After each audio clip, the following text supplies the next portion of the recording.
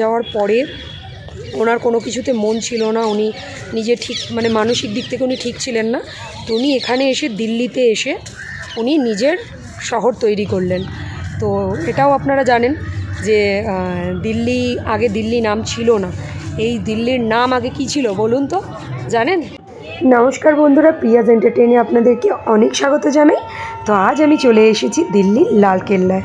আপনাদের জন্য ভিডিওটি খুব সুন্দর হতে চলেছে, তো চলুন দেখতে থাকুন। এই লালকেল্লা যেটা কিনা মুঘল সম্রাট শাহজাহান তৈরি করেছিলেন, আর এই লালকেল্লা হলো 251 একর জমিতে তৈরি।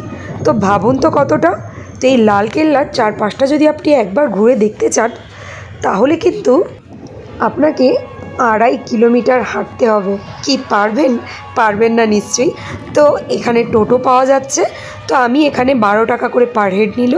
আমি এখানে টোটো ভাড়া করে পৌঁছে যাচ্ছি লালকেল্লার মেন গেটে। লালকেল্লার হলো দুটো গেট, একটা হলো লাহোরি গেট আর একটা হলো দিল্লি গেট। তো মেন গেট এখন যেটা ইউজ করা হয় সেটা হলো লাহোরি গেট। তো চলুন আপনাদেরকে দেখাই। আমার পেছনের এই যে ক্যান্ডেলটা দেখতে পাচ্ছেন, এটা কিন্তু একটুখানি নয়, অনেকটা বড়। তখনকার টাইমে এই যে এইখানটা দেখুন, এখানটা কিন্তু বন্ধুরা পুরোটা দেখুন, এতটাই যে মানে কতটা ডিস্টেন্স বলবো, অনেকখানি ডিস্টেন্স, যেটা দূরত্ব থেকে দেখে বুঝতে পারছেন। এইটা পুরোটাই থাকতো আগে জলে ভরা, সম্পূর্ণটা জল, মানে 2-3টে মানুষ ডুবে যাবে এতটা গর্ত। আর এই জলের মধ্যে ছেড়ে রাখতো কুমির, যাতে শত্রুরা আক্রমণ না করতে পারে। আর এই যে ওয়ালগুলো দেখতে পাচ্ছেন, এই ওয়ালেও তখনের টাইমে, না বেটা এখন নেই, তখনকার টাইমে এই ওয়ালগুলোতে একটা মানে স্লিপি টাইপের কোনো একটা জিনিস লাগানো থাকতো, যেটাতে কেউ যদি কুমির টপকেও যায় শত্রুরা, তো ওপরে অবধি উঠতে পারবে না, সেই ক্ষমতা ছিল না। তো চলুন আমরা এবার টোটো করে তো এগিয়ে আসলাম, এই ফার্স্ট গেটের এন্ট্রি এবার আমরা করতে যাচ্ছি। আসুন। এই গেটটিকে বলা হয় দেখুন লাহোরি গেট, কারণ এটা লাহোরের দিকে মুখ করে এই দরজাটা, যার জন্য এটাকে লাহোরি দরওয়াজা বা লাহোরি গেট বলা হয়। এই ফোর্টটা কিন্তু আগে রেড ফোর্ট বা লালকেল্লা নামে কিন্তু প্রসিদ্ধ ছিল না। এই কেল্লার শাহজাহান নাম রেখেছিলেন কিলাই মোবারক, যার মানে হচ্ছে আশীর্বাদ ধন্য কিলা। এটা তিনি তার পরিবাররা এখানে থাকবেন যার জন্যেই রেখেছিলেন হয়তো এই নাম। কিন্তু এটা ব্রিটিশদের আমলের পর থেকে, মানে ব্রিটিশদের আমল থেকেই এই কেল্লার নাম রেড ফোর্ট হয়ে যায় বা লাল কেল্লা হয়ে যায়, যেই নামে এখনও অবধি প্রসিদ্ধ। তো আমরা দেখুন, আমি ঢুকে গেলাম এই লাহোরি গেটের ভেতর থেকে ঢুকে গেলাম। ঢোকার পর দেখুন ভেতরের যে সৌন্দর্য, সে আমি বলে বোঝাতে পারবো না। টোটালটাই লাল বেলে পাথর দিয়ে তৈরি। এই বেলে পাথর এর আগের ভিডিওতে আমি বলেছিলাম যেটা হচ্ছে কিনা রাজস্থান থেকে আনা হয়েছিল, রাজস্থান থেকে এনেই কিন্তু বানানো হয়েছিল। আর এই ফোর্টটি এখান থেকে কিছুটা দেখুন সব মার্কেট রয়েছে। আগে এই পজিশনে আশা করি মার্কেট ছিল না, বা হয়তো হতেও পারে যে আগে যেমনি মিনা বাজার বসতো তেমনি হয়তো এই জায়গাটাতেই মিনা বাজার আগে বসতো, যেখানে এখন জিনিসপত্র বিক্রি হচ্ছে। তো এখানে অনেক সুন্দর সুন্দর জিনিস রয়েছে। আসল কথায় ফিরি তাহলে, যে শাহজাহান 1631-এ যখন তার প্রিয় স্ত্রী মমতাজ বেগম যখন মারা গেছিলেন, তারপর তিনি অন্যরকম হয়ে গেছিলেন। তার মন ভালো থাকতো না বা তার কাজে কর্মে ঠিক মতন মন ছিল না। তো তিনি আগ্রার থেকে তখন নিজেকে সরিয়ে আনলেন, এনে দিল্লিতে তিনি শহর গড়লেন। আর সেই শহরের নাম তিনি কি দিলেন? শাহজাহানাবাদ। এটা হয়তো অনেকেই জানেন বা অনেকেই জানেন না। তো এই দিল্লির নাম আগে কিন্তু শাহজাহানাবাদ ছিল। আর এই যে এই প্যালেস বলুন বা এই রাজমহল বলুন বা এই ফোর্ট বলুন বা এই কিলা বলুন, এর যে সৌন্দর্য, যা তিনি যেরকম মানে রোম্যান্টিক রাজা ছিলেন, তো এই ফোর্টে ঢোকার পর সত্যিই বোঝা গেল যে হ্যাঁ, তিনি কেমন রোম্যান্টিক ছিলেন। যারা তাজমহল দেখেছেন তারা তো অবশ্যই জানেন। তো চলুন তার বিলাসবহুল জীবনের স্মৃতিগুলো দেখে কিছু কল্পনা করে নেওয়া যাক যে তিনি কেমনভাবে জীবনযাপন করতেন। তো এটাকে বলা হয় নওবতখানা বা নাগারখানা। মানে রাজা বাদশারা যখন আসতেন বা রাজাদের গেস্ট আসতেন, তো তখন এখানে ড্রাম বাজিয়ে তাদেরকে স্বাগত জানানো হতো। তো কত সুন্দর বলুন তো, দেখেই কত মনোরম লাগছে, তাই না? এগিয়ে চল। ভেতরে ঢুকতেই দেখুন বন্ধুরা, চারদিক একদম সবুজে ঘেরা, এত সুন্দর লাগছে। তখনকার টাইমে এগুলো বাগিচা ছিল, এখানে হয়তো ফুল ছিল বা ফলের গাছ ছিল বা যাই হোক। এখানে দেখুন নওবতখানার এন্ট্রিতেই দেখুন, এন্ট্রেন্সে কত সুন্দর দেখুন ডিজাইন, ফ্লাওয়ারের ডিজাইন। এখানে কিছু যেগুলো লেখা রয়েছে ল্যাঙ্গুয়েজ আমি তো বুঝতে পারছি না, তো ক্যালিগ্রাফি বলে এটাকে, ওখান থেকে যা জানতে পারলাম।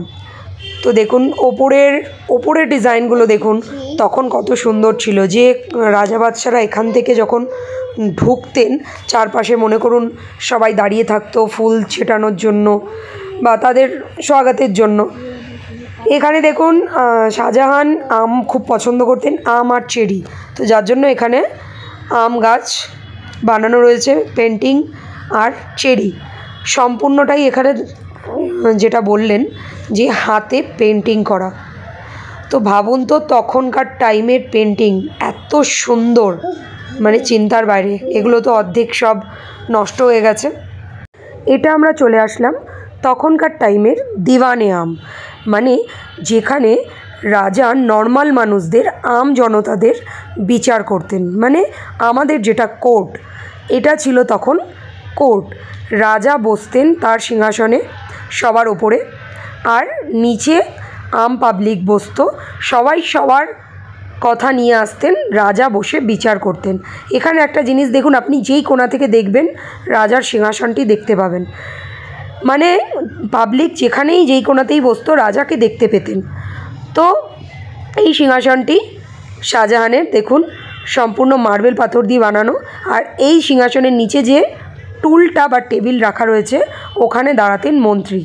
তিনি মানে মন্ত্রীর কাছে বলা হতো কথা, মন্ত্রী রাজার কাছে বলতেন।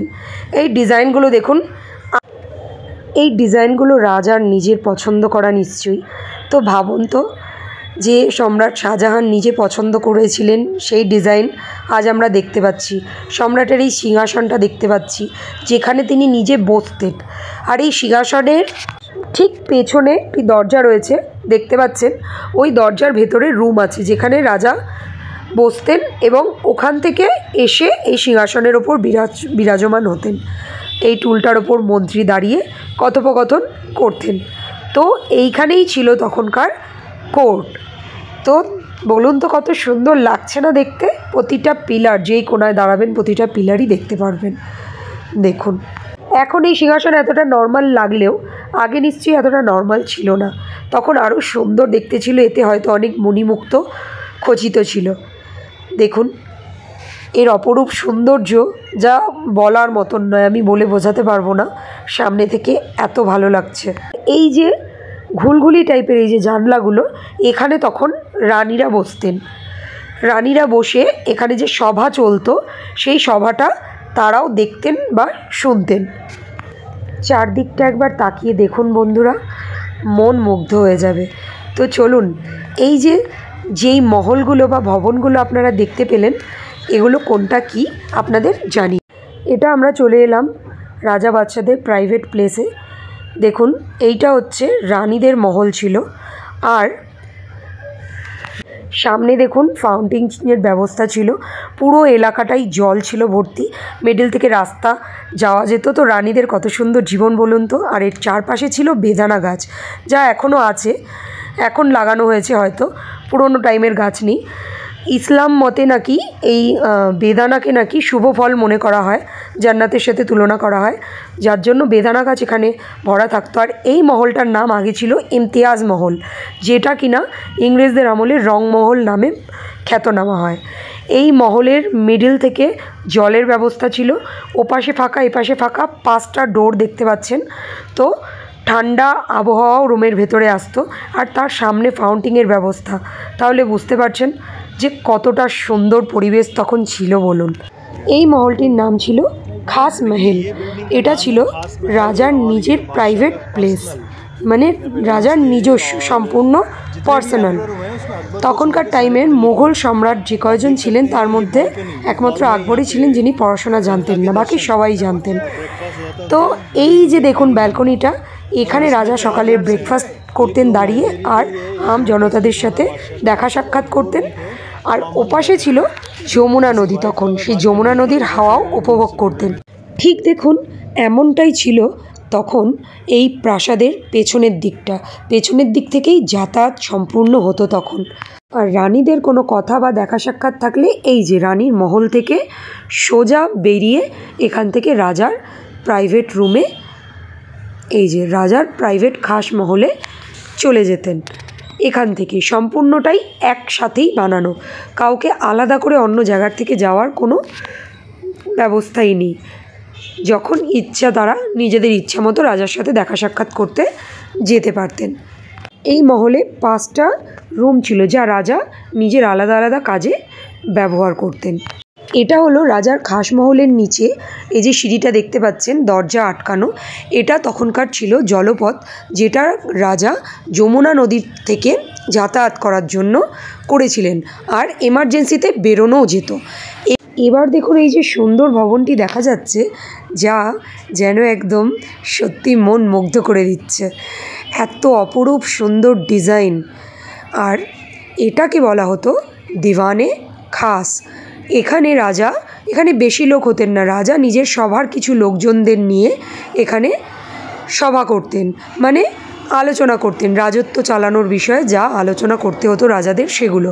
এই ডিজাইন দেখুন, এটা এক সময় 22 ক্যারেট গোল্ড দিয়ে এই যে ওপরের ডিজাইনগুলো এগুলো করা ছিল, যা এখনও কোথাও কোথাও একটু একটু গোল্ডেন রয়েছে, যা কিনা ভাবুন তখনকার টাইমে এটা কি লাগতো, তাহলে সম্পূর্ণ সোনায় মোড়া ছিল। আর ঠিক এর মাঝখানে ওই যে পেছনে দেখা যাচ্ছে ফাঁকা, ওইখানটাতে ছিল রাজার সেই 150 কেজি স্বর্ণ দিয়ে মোড়া ময়ূর সিংহাসন, যেটাতে কিনা কোহিনূর হীরা লাগানো ছিল, যা আজ আমাদের ইন্ডিয়াতে নেই, এটা আপনারা জানেন।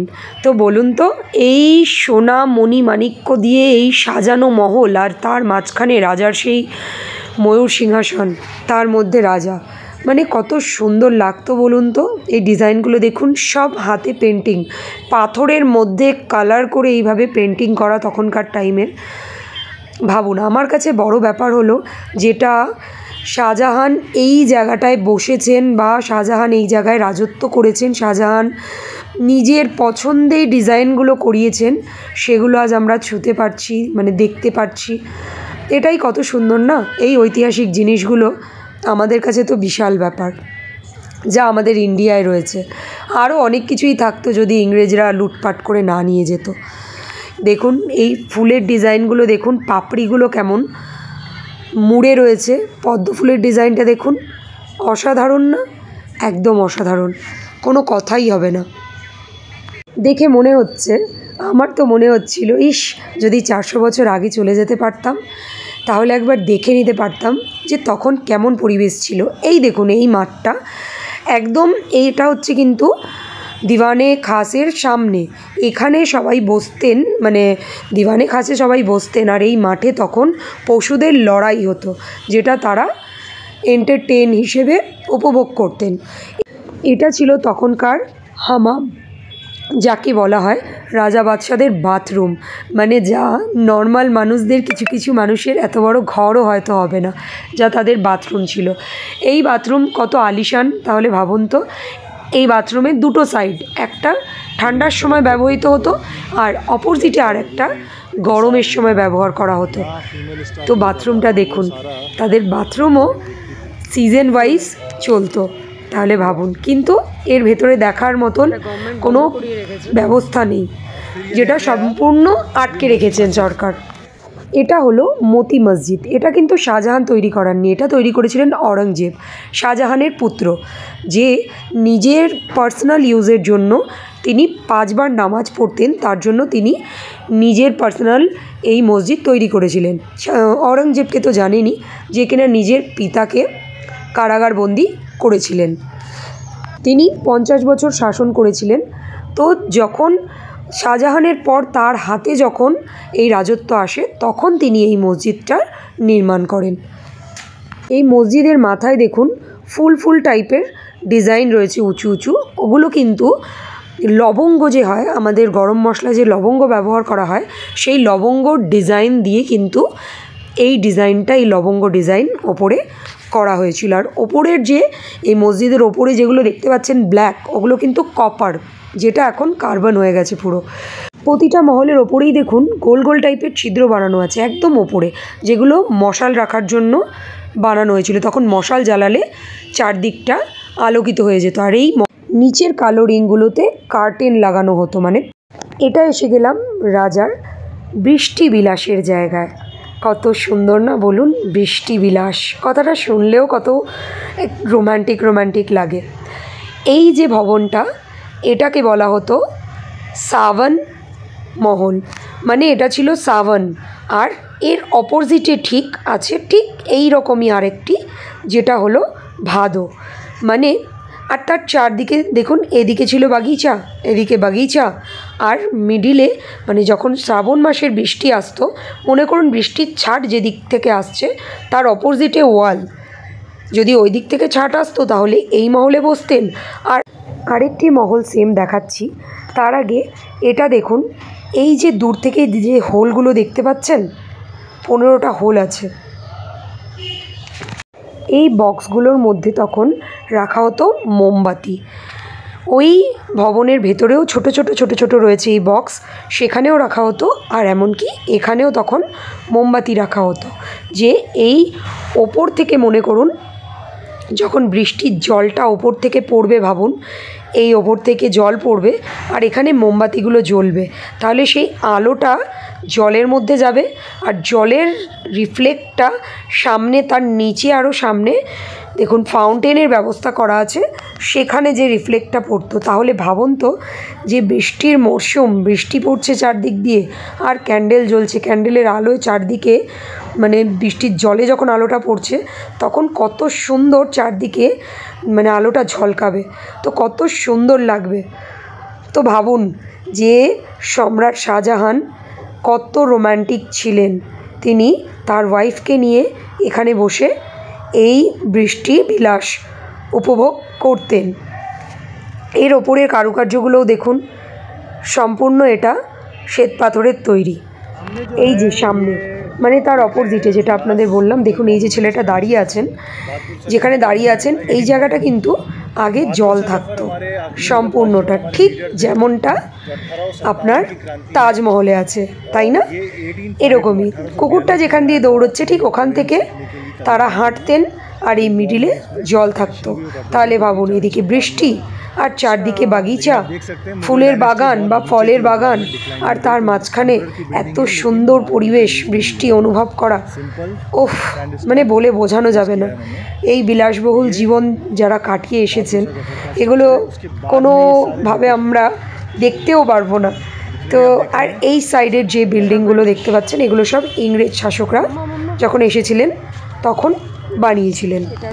বন্ধুরা, আপনাদের যে দেখালাম, যেটা সাওয়ান ভাদো, যেই মহলটা দেখালাম, যেখানে রাজা রানীরা বসে মানে বৃষ্টির টাইমে শ্রাবণ মাস আর ভাদ্র মাস, এই দুটো মাস এনজয় করতেন। মানে ওই যেটা দেখালাম ওটা হচ্ছে মানে যখন মনে করুন বৃষ্টি ওই সাইড থেকে আসতো, তো সেই হিসাবে শ্রাবণ মাসের বৃষ্টি যেই সাইড থেকে আসতো তার মানে ছাটটা বৃষ্টির, তাই সেই দিকে ওয়াল করে অপোজিটে মুখ মানে মহলের মুখ অপোজিটে থাকতো, যে বৃষ্টিটা উপভোগ করতেন। মানে কত রোম্যান্টিক ফিল। আর তার সামনে দেখুন এই যে যেটা আমার মেয়ে ওই যে বসে রয়েছে, ওই জায়গাটা হাঁটার রাস্তা, আর যেখানে পা রেখেছে এটা দেখুন সম্পূর্ণ জল থাকতো এই জায়গাটা। তাহলে ভাবুন তো কত রোমাঞ্চকর। আর যেটা ভাদোতে ইউজ করা হতো, মানে ভাদ্র মাসে ইউজ করা হতো, মানে এক সাইডে সাওয়ান, এক সাইডে অপোজিটে ভাদো। তো চলুন ওটাতে নিয়ে যাই।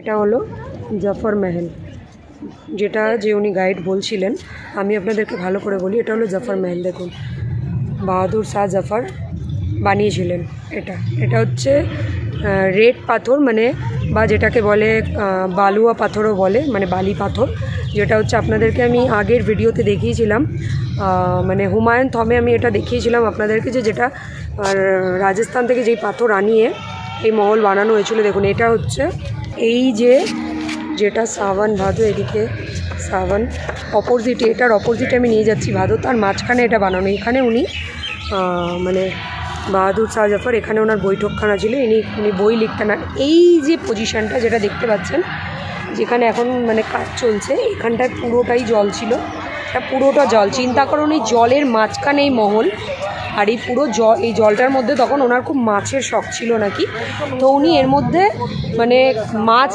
আমরা যেরকম ইয়ে করে রাখি, তো উনি এর মধ্যে মাছ ছেড়ে রাখতেন, ওনার খুব মাছের শখ ছিল। তো চিন্তা করুন তো কত মানে আলিশান ব্যাপার, হ্যাঁ, যে এখানে জলের মাঝখানে একটা মহল, তার মধ্যে ওনার ওটা ছিল, মানে উনি ওখানে বসে বই লিখতেন, ওনার বই লেখার খুব শখ ছিল, আর এর মধ্যে জল, তার উপর মাছ, মানে অসাধারণ একটা মুহূর্ত।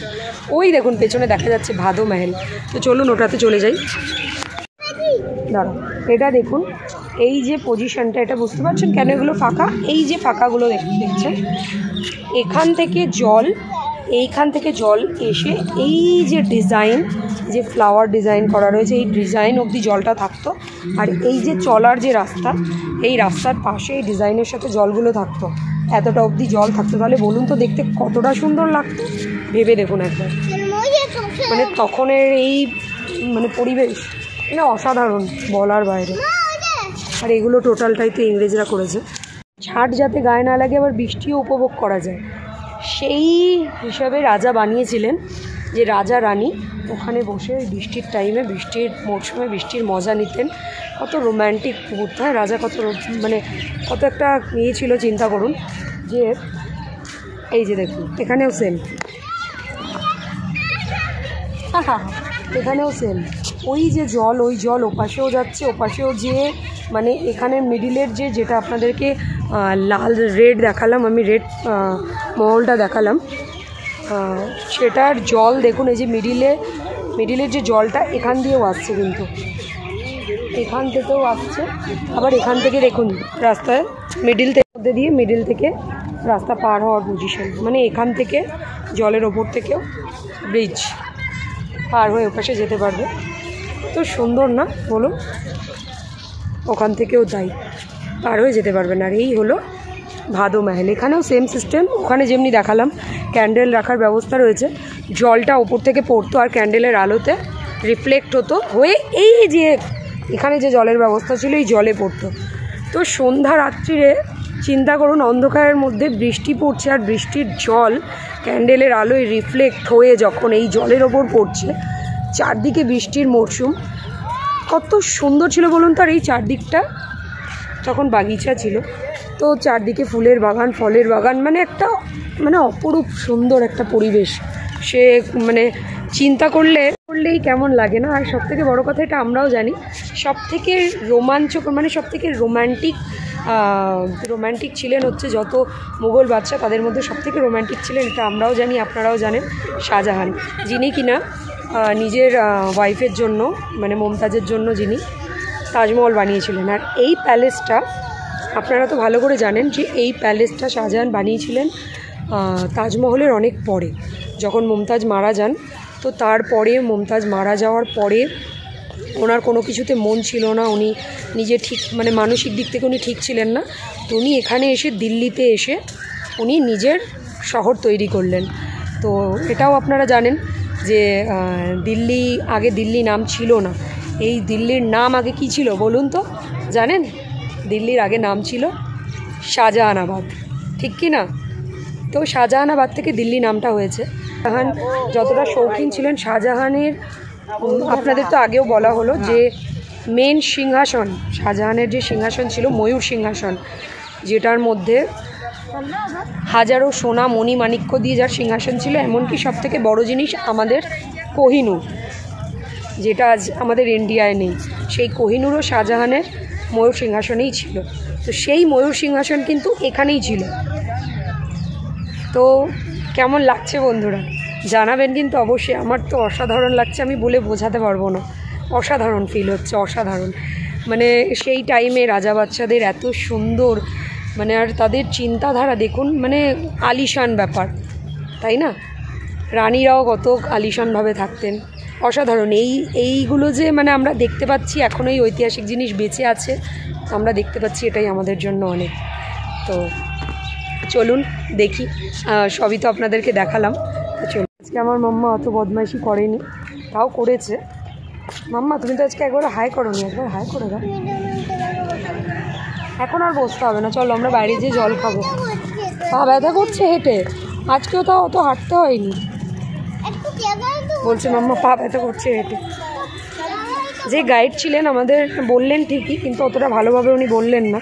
চার্জ অনেক করলেন, গাইড 500 টাকা নিলেন, কিন্তু চার্জ অত ঠিকঠাক হয়নি।